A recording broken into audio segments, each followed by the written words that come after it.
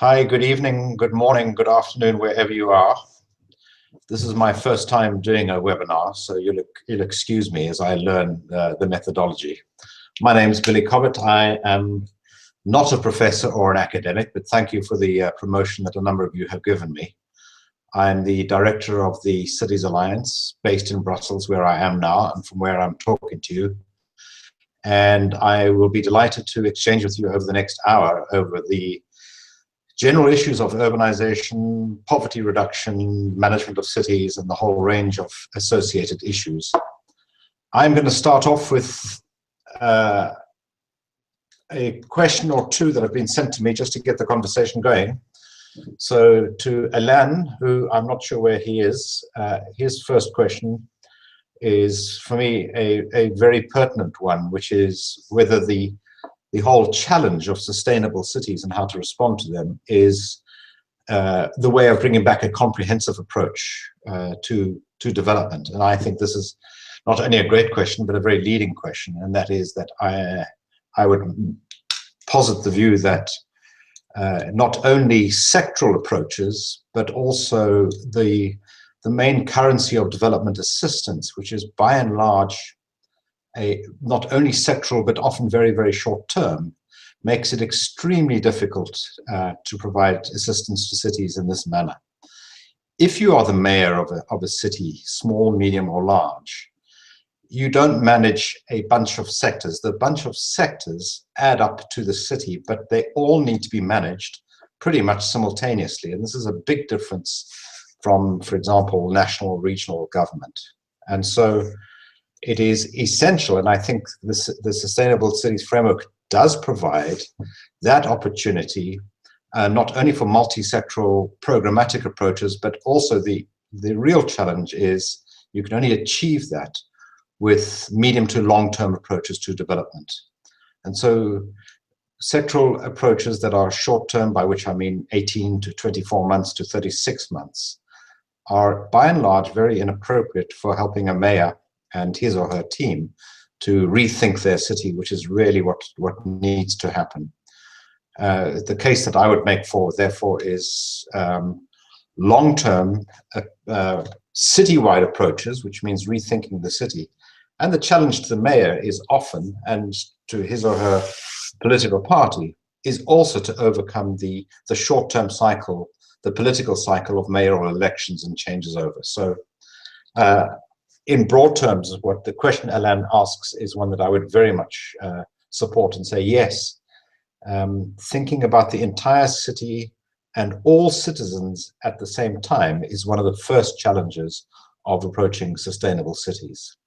And then he has a follow-up question before I'll move on to Antonio, which is, how do you convince the city mayor of a low middle-sized town to prioritize land management, where housing and transport are issues, but not yet land? And I would say that in all of our experience in the Cities Alliance, in all regions of the world, in supporting city mayors, city managers to overcome their challenges, the single biggest consistent bottleneck and obstacle to sustainable development has been the dysfunctionality of the urban land market. Most cases, there is insufficient attention, information about the land market. The land management system doesn't work. Very often there's no real cadastre. And the process of identifying, allocating, and developing land either happens with no transparency or is forced onto a parallel system. In other words, either owners of land develop it themselves and are exploitative in the way that they do it, or the urban poor, with no alternatives, are forced to make their own solutions. But the net result of this land management failure is visible in the very unsustainable and dysfunctional patterns of the human settlement that we see in rapidly urbanizing cities all over the world, and in particular in the continents urbanizing them the most rapidly at the moment, and that would be Africa and South and Southeast Asia. I think that is an absolutely land management, and land management cannot be really separated from housing and transport issues, because they are entirely dependent on a rational approach to land and land management. Just as a corollary to that is the technical solutions to land are not difficult, but the political and the cultural associations with land are enormously difficult.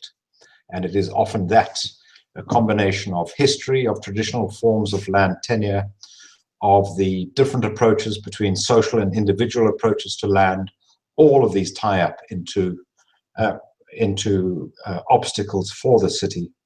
And ultimately, land is big money. And land values change, particularly with transport investment. And so you often get economic displacement of urban poor communities, because the value of the land has been driven up so rapidly. It goes back to the first point, which is, unless you have an entire citywide approach to planning, then you're likely to have, and long-term, so that there is a view about the growth of the city and what it's going to look like with population increase, not next year or for the next election, but preferably 10, 20, and 30 years from now. And that's the kind of planning that is so often missing. So let me move on to Antonio, which is how to integrate a local development policy to consider the deficit of services and housing. Many of these questions, I have to start off with an assumption which is based on hard reality, which is that as much as we are supportive of city management and local governments, the reality is, in many countries, particularly those with rapidly urbanizing populations, we need a mindset which is not resisting urban growth, but is rather planning with it and for it. And in most of the cities in which we work, in Africa or in different parts of Asia, and historically in Latin America, normally the administration is behind the facts that are on the ground, which is that the bulk of planning actually takes place through the movement of people themselves.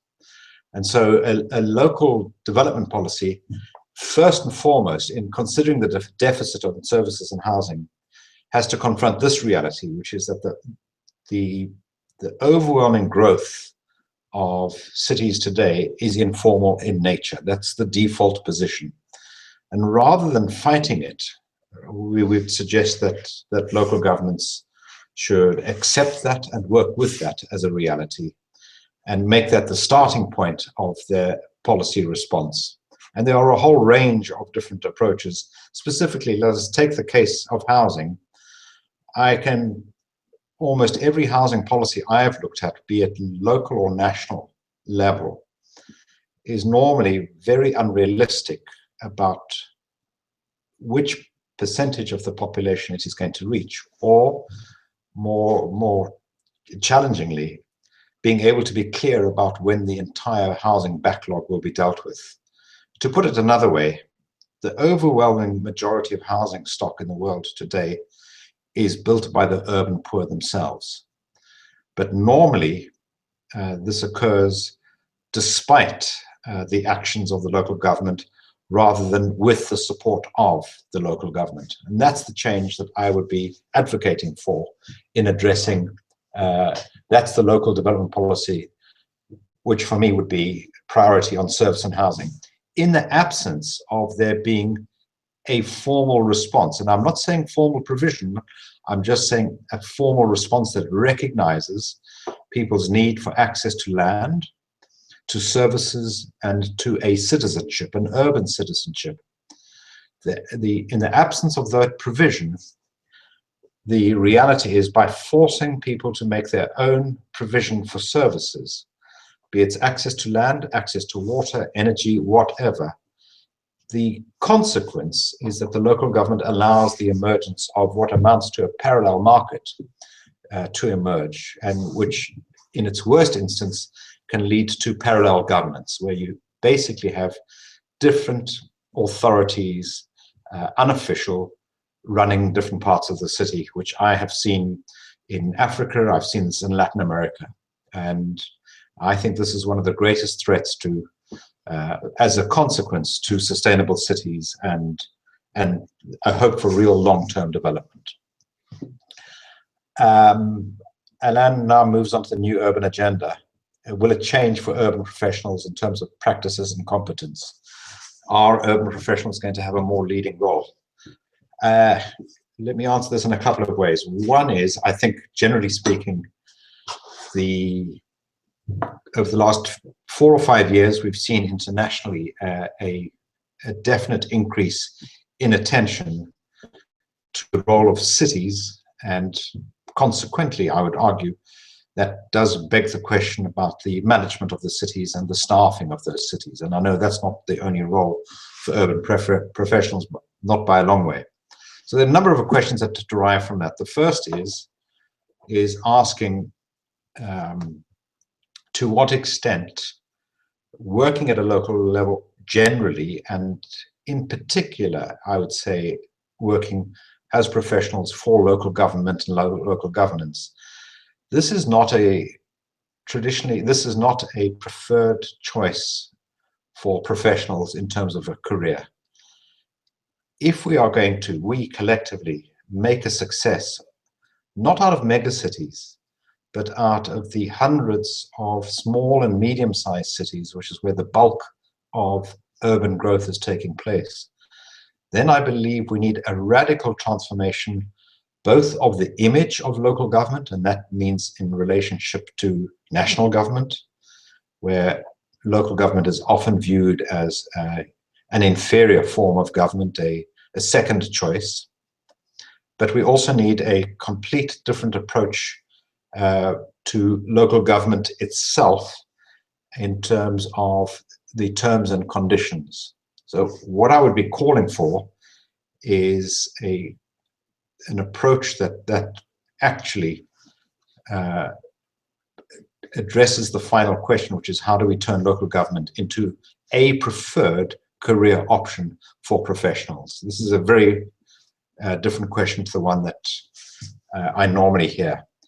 And upstream, that must beg the question as to what kind of professionals we are training and what kind of curricula universities are teaching to make sure that it is relevant and the courses are relevant, not to textbook planning law, but rather to the planning realities of rapidly urbanizing cities.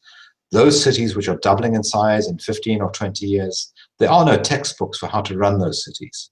And I think it will need a whole cadre of new professionals with different types of training, not only to operate in local government. There's huge space also for organizations of civil society to be involved in local governance. But my short answer to your main question would be yes, that the new urban agenda adopted in Quito and more critically the Agenda 2030 and the Paris Agreement all together create a framework in which the role of cities is going to become increasingly important, but within a national framework. This is not a competition between city and national governments.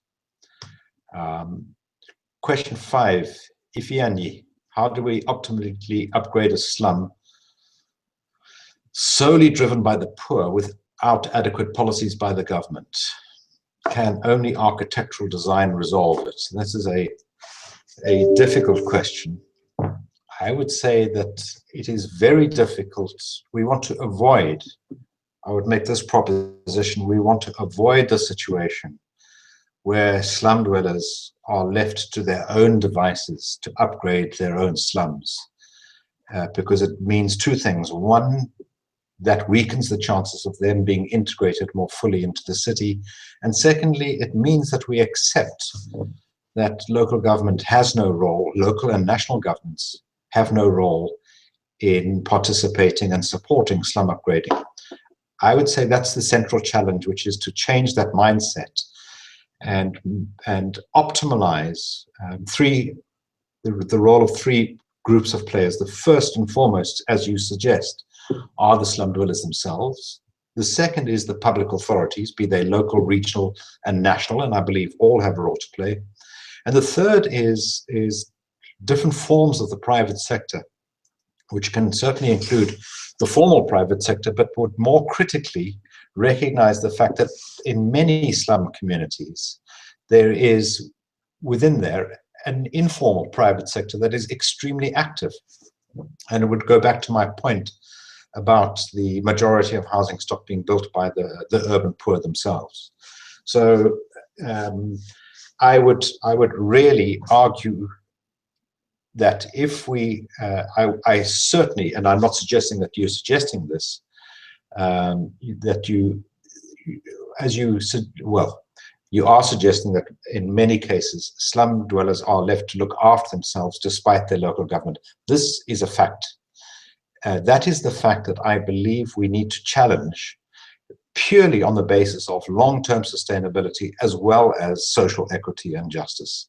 It's actually extremely costly for the city, for all participants in that city over the long term, to allow a significant part of the city, and in many developing countries, your percentage of the city that is slum is 30, 40, up to 60, 70%. And therefore, this is not a slum problem. This is a city challenge that requires you to rethink your city. So I hope I've begun to answer your question.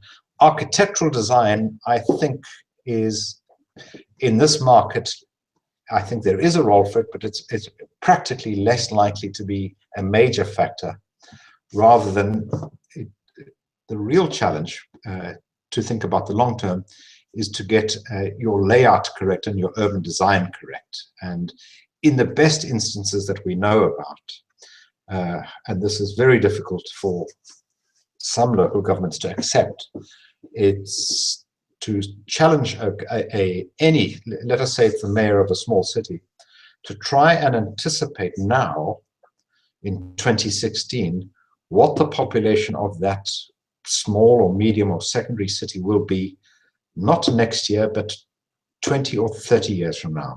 And it is possible to make very accurate predictions as to what the population is likely to be, based on backwards data and forward projections. And then my advice would be then to move the administrative boundaries now and start reserving land for this kind of development in the manner that has been in particular pioneered by my friend and colleague, Professor Solly Angel at New York University, and undertaken in different countries such as in Colombia, Myanmar, and Ethiopia. So can I move on to Shahzad? How to integrate SDG 11 with local administration in order to enhance the land management. This goes back to my point about the centrality of land management, and you're quite right to pick it up. I would stress, though, that I think it's very important for us in looking at cities to only use SDG 11 as a platform, because I think we need to look across quite a number of the Sustainable Development Goals and the targets below them to make a fuller menu of the range of options and the range of challenges that are necessary in order to overcome some of the urban challenges, which are in effect the local versions of global challenges. And so I would hesitate to leave SDG 11 alone as suggesting that this is the city goal. It's not. It's the goal that mentions cities. But if you look across to a number of other goals dealing with poverty, dealing with gender, dealing with a whole range of issues, even to number 16, which is looking at corruption and the building of institutions, all of these would be essential. And I think it behoves all of us who are working in city management and supporting cities to have a wide-angle view of the Sustainable Development Goals and not just focus on SDG 11, as important as it is. Olukayode says that the South African government is one of the largest providers of social housing in Africa, using Cape Town as a focal point, what are your views on why slum proliferation continues? Well, I have to tell you, I'm a South African, and I used to also be the director of housing for Cape Town. So possibly I was part of the problem in addressing that. The South African government is one of the largest providers of I would hesitate to call it social housing. It's subsidized housing stock. But if you take Cape Town, and of course you have the Cape Flats and the informal settlements, slums, call them what you will, that are slum proliferation. Why does it continue?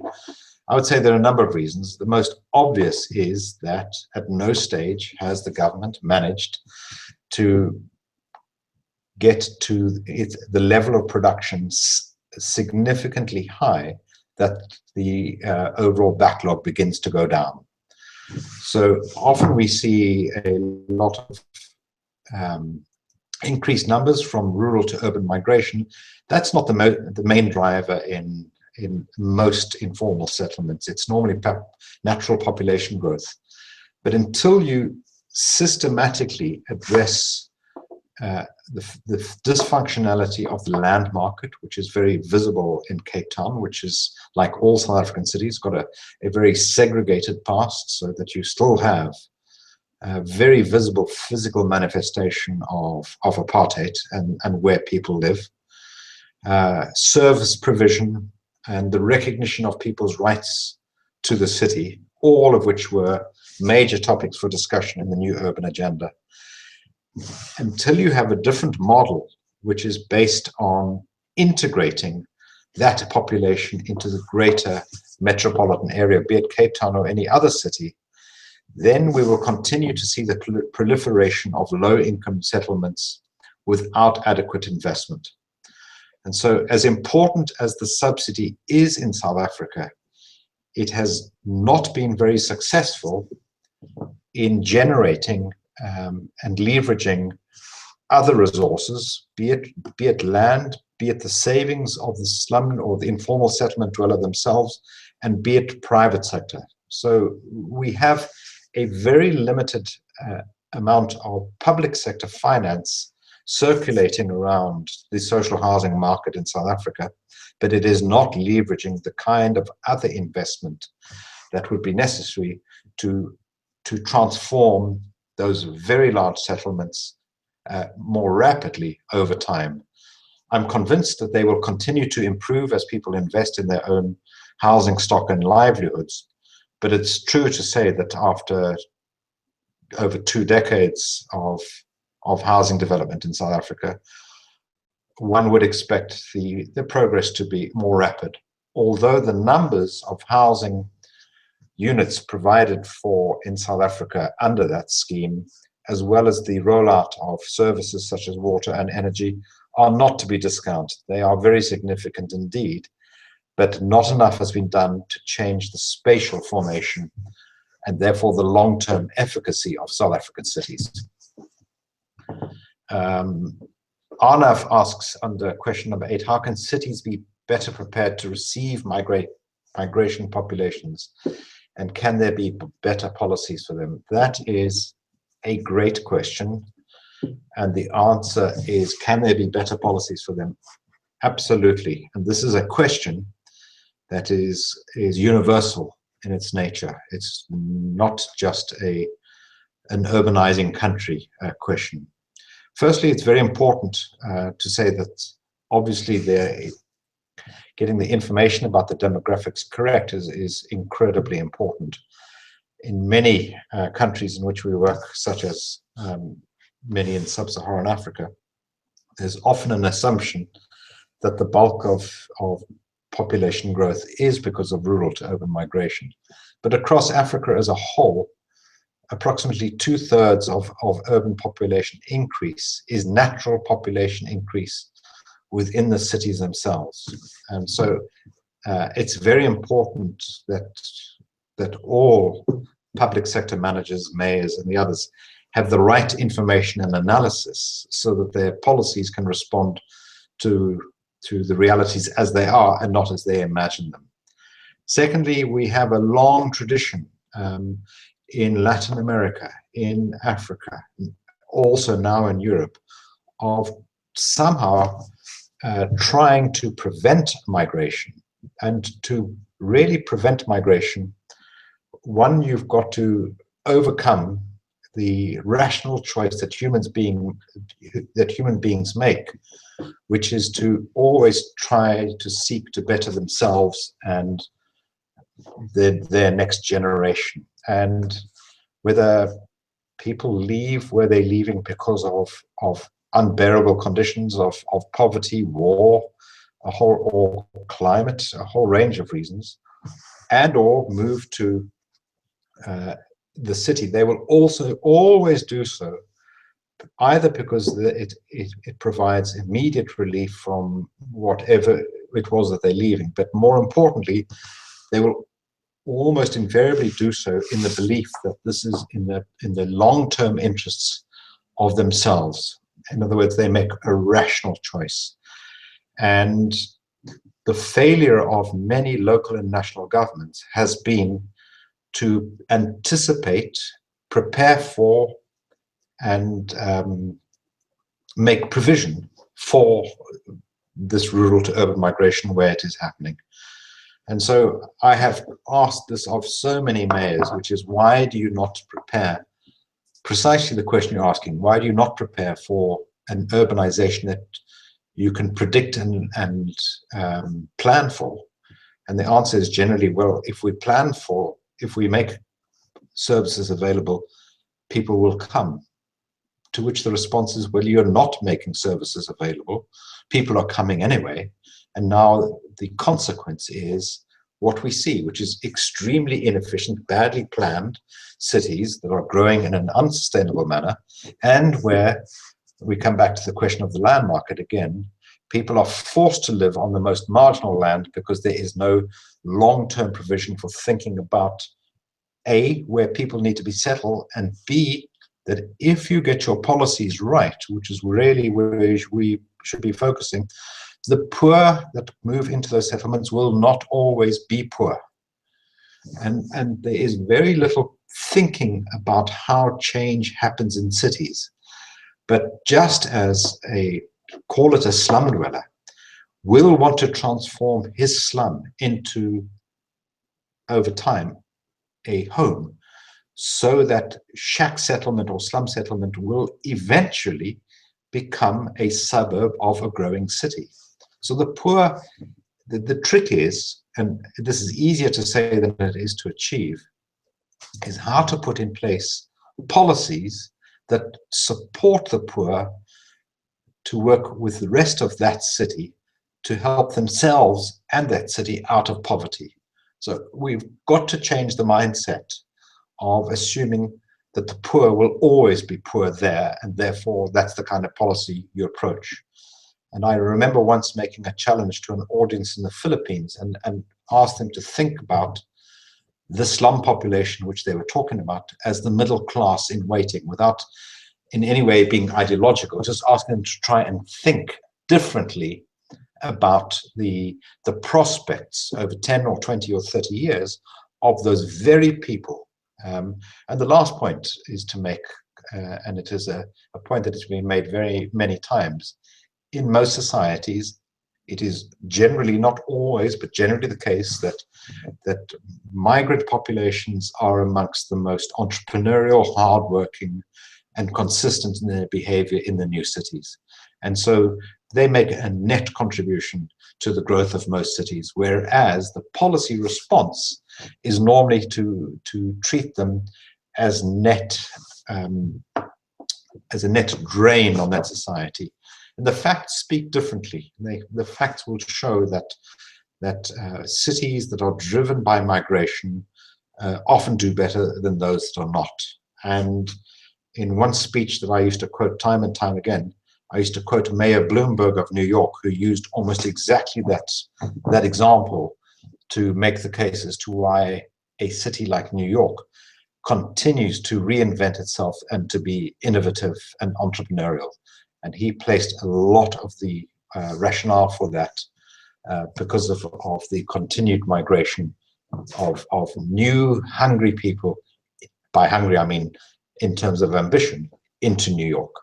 So let me move on to Carmen on the right policies for low-cost programs, by which I assume you mean low-cost housing programs, considering that people continue living on land in informal ways.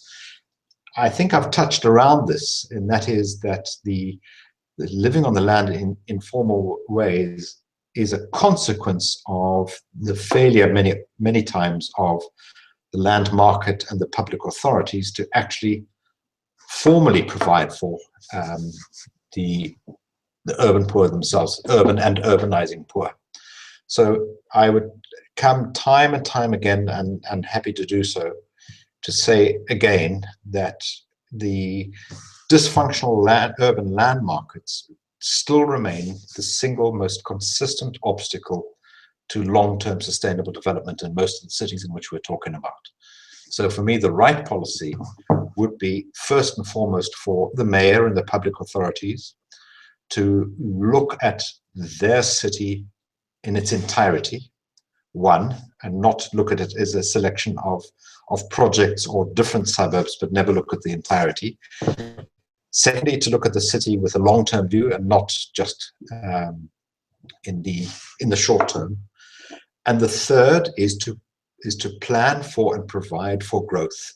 Even if you can't afford to service the land at the moment, you can afford to anticipate where growth ideally should happen and where it possibly should not happen.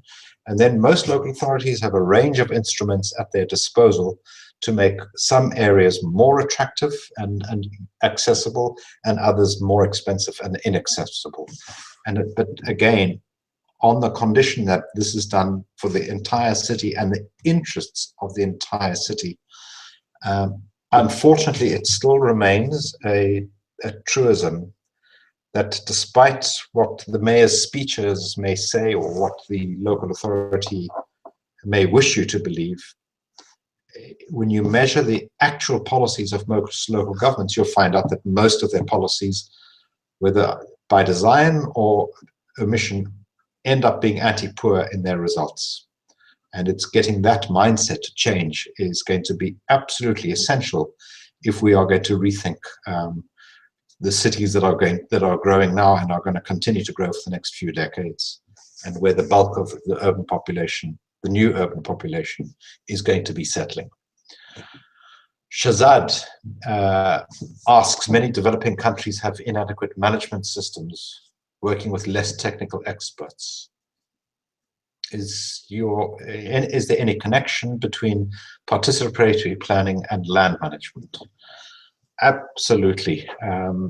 But your key assumption goes to one of my central arguments about the challenge of city management in the next 2 to 3 decades. And I have mentioned many times the failure or the weaknesses of the land management system linked to that.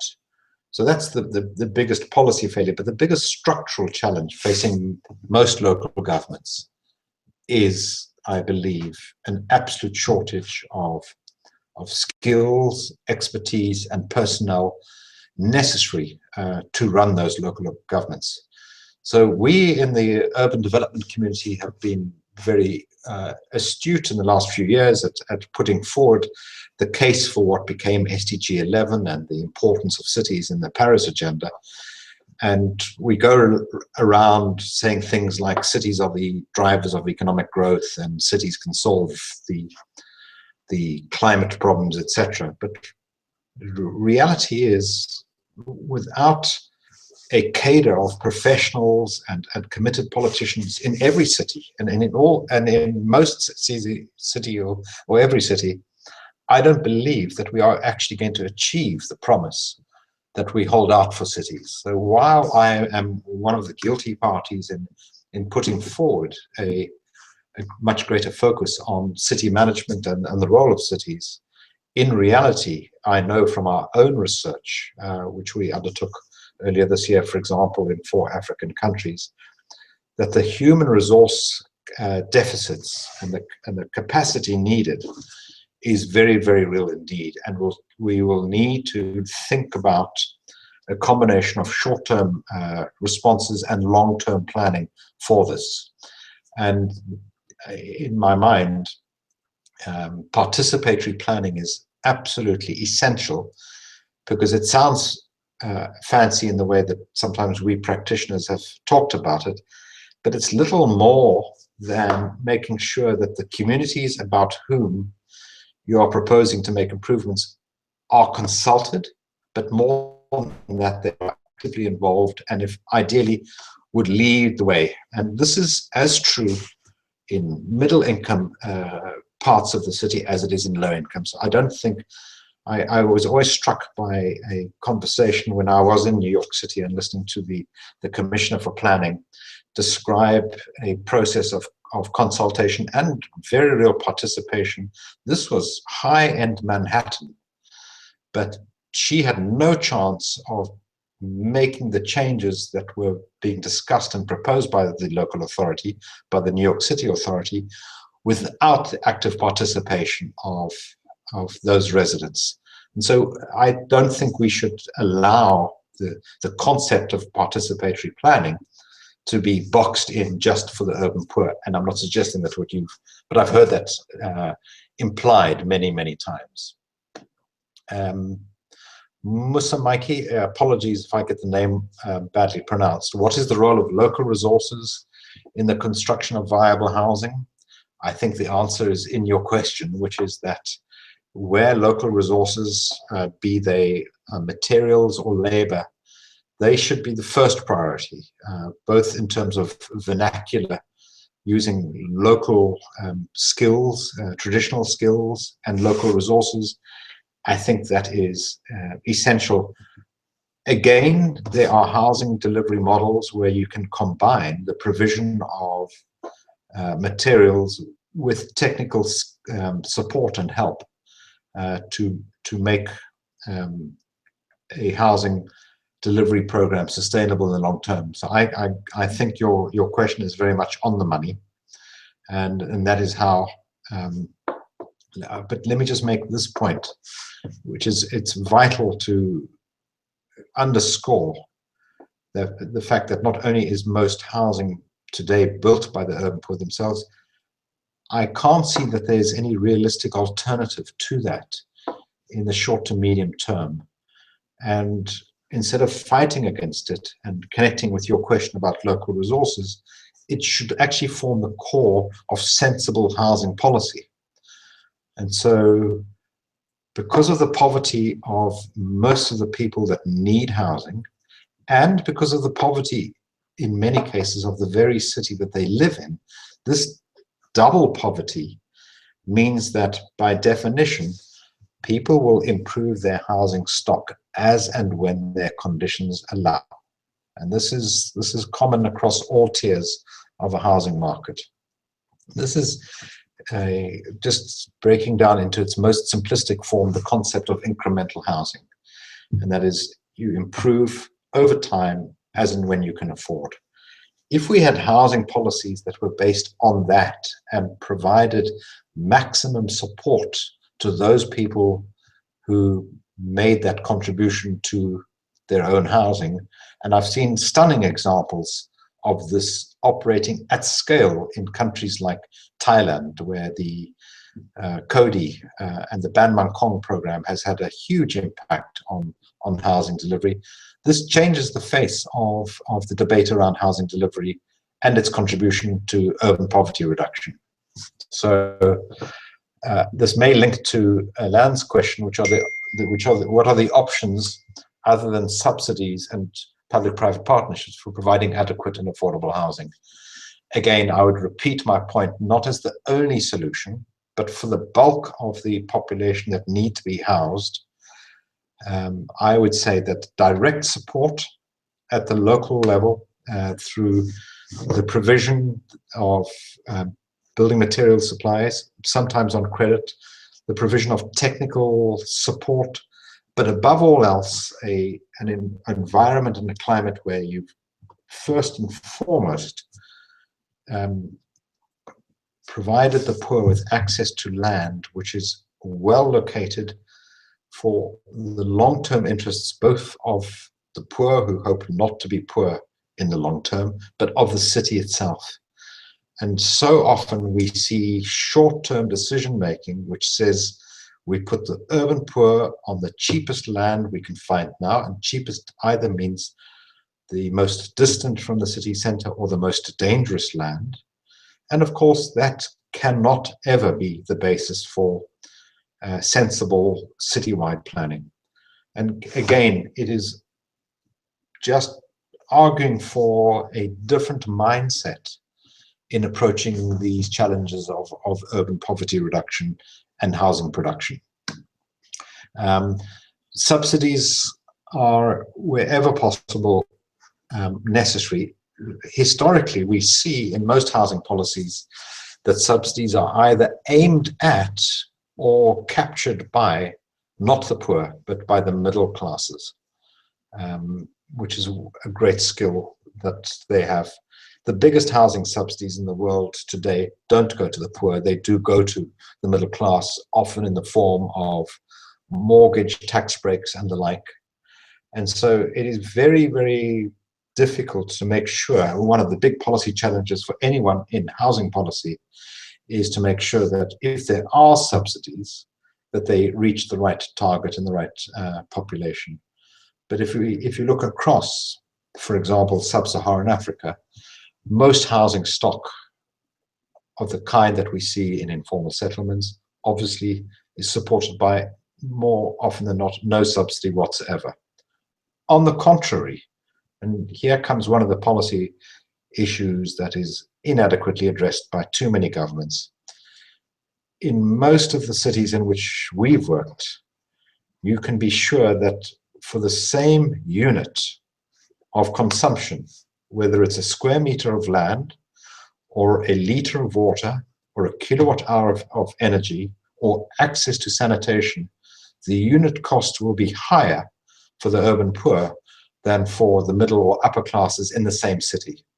So not only it's because the poor are not provided with formal services that they often end up paying a premium for the same services, well, inferior quality services in the same city. And this is not only unjust, it is ultimately uneconomic and unsustainable, not just for the poor, but for the city as a whole. This is the kind of mindset shift that we still need to achieve. I now move on to Shazad.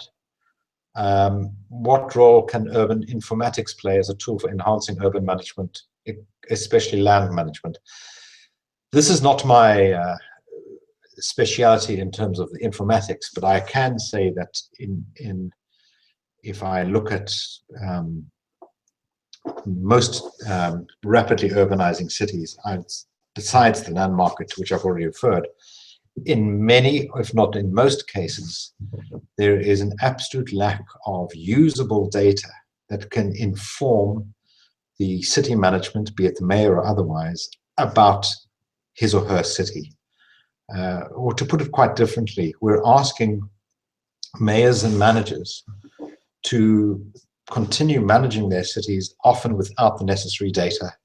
And in fact, many mayors don't have an accurate picture of the populations, of the land that they control, of their jurisdiction, of the service deficits. They don't have the tools. So my response would be anything that can improve the quality and the quantity of the data that is not only in the hands of the manager, but is generally held by all of the population can only help.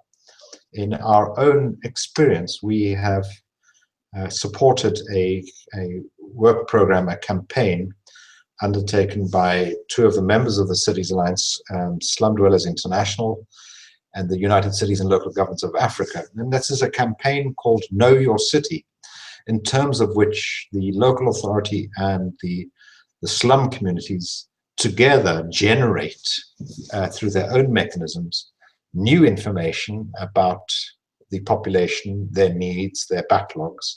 And this becomes a basis not for confrontation, but for different exercises to joint planning. And for me, this is the kind of participatory planning that a previous questioner was referring to. So I believe that actively promoting an approach which supports open data, open government, can radically transform the quality of the discussion, because so many urban dialogues are happening without the requisite information to make sense of the future planning of that city. Again, I would come back.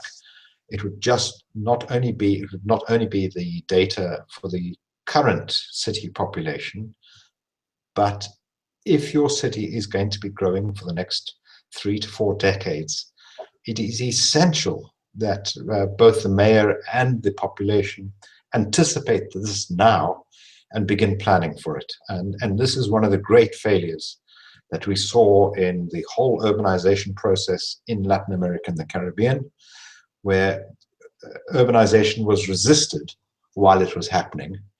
And to a large extent, that mistake, that short-sighted policy approach has been replicated in South Asia and in much of Africa. And that's the debate that we constantly need to change now. And we've seen some governments make dramatic changes in their urban policy to become more adept at planning, at using data to plan for growth, as opposed to not having data to plan against growth, population growth. That leads me to just one aside, just to underscore again, there seems to be very little appetite for discussing. We hear lots about rural to urban migration, but not much discussion about the fact that the biggest driver of urban growth is population growth, is the absolute growth in the world's population. And that is really the changing of the numbers all over the globe is what's really driving the growth of our cities. Francisco, is it true that all high-tech transfer pricing, etc., all remain in the north and obsolete forms of consumption remain in the global south?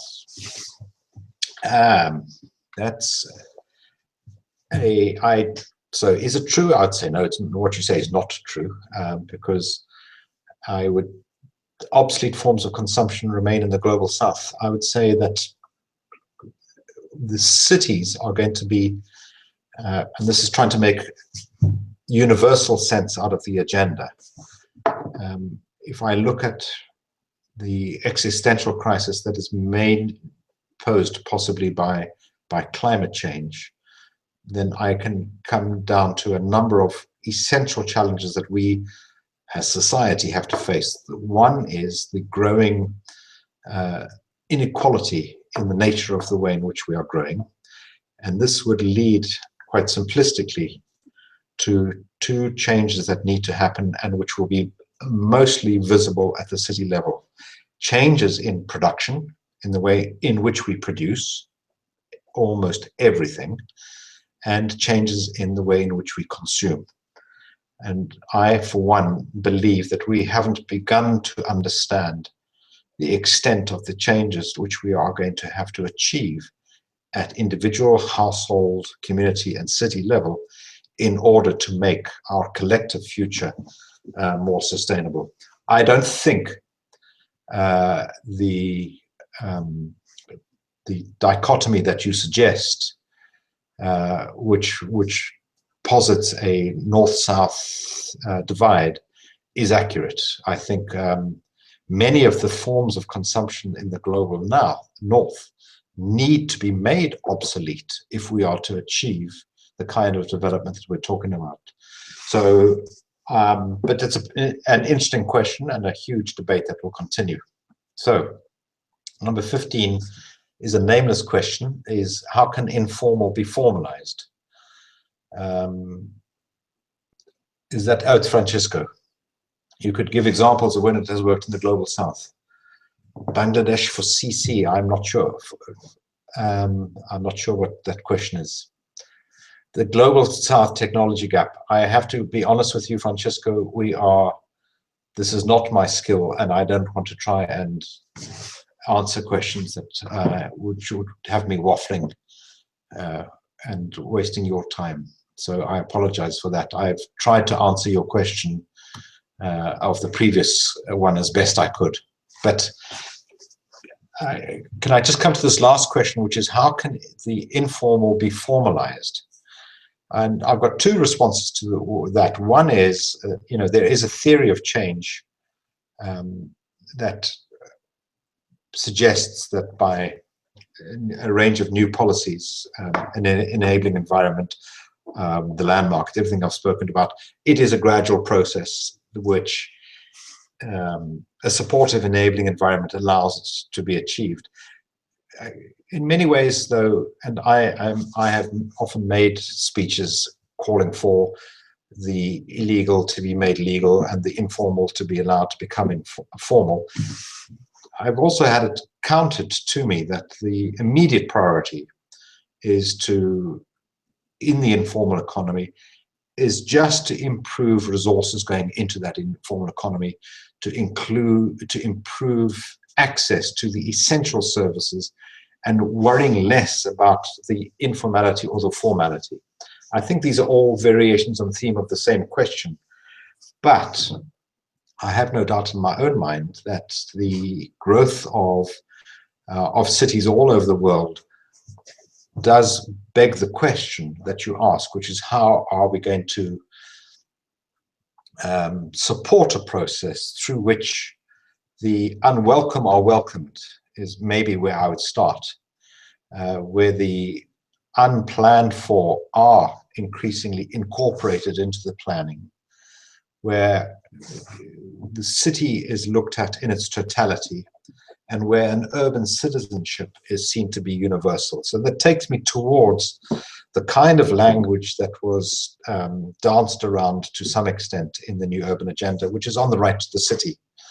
And I think this is a discussion that we're about to see take a real form, but it's got to take a real practical form in small and medium cities in Africa and in South Asia over the next 5 to 10 years. So I've had an indication that I'm about to begin closing. Garima, will you let me know if I'm taking any more questions, or I will just start thanking everyone for their participation. Are there any last minute questions? It's actually quite difficult to keep talking to a selection of SMSs on the right-hand screen, but I sincerely hope that I've given you some flavor of the kinds of issues that are faced in the cities in which we work. I'll be quite happy to give a plug to a book that I personally found enormously helpful in providing a very practical understanding of the drivers and the impact of urbanization. And that is a book called Arrival City that was produced by Doug Saunders, a Canadian journalist who sometimes is based in London. But I found the opening chapters of that book enormously accurate and insightful in terms of trying to make sense of the movement of people to cities and the role that cities play in acting as transmission belts. And I still believe that as we face the challenge of poverty and rejecting a spatial concept, that is that we're trying to reduce poverty, and we don't mind if we reduce rural and urban poverty because the two are absolutely linked, that the role of cities is going to become more and more important. We mustn't pretend that cities alone can do everything, because cities will survive and thrive, but will be highly dependent on the nature of the relationship that they have with subnational government at a higher level, which would be regional government, and also national government. So I'm always very clear that city governments require the support and shared resources of all tiers of government. And I think we are mistaken as a city community to sometimes create the impression that cities can go it alone. Cities can make enormous progress, but they will need the intergovernmental support and the non-public support, because ultimately it is non-state resources that are mobilized that is going to make the ultimate difference to all of our lives. So for those of you who are still there, thank you very much for your participation. I hope this has been helpful, and my thanks to my colleagues in Bangalore for organizing this. Thank you very much.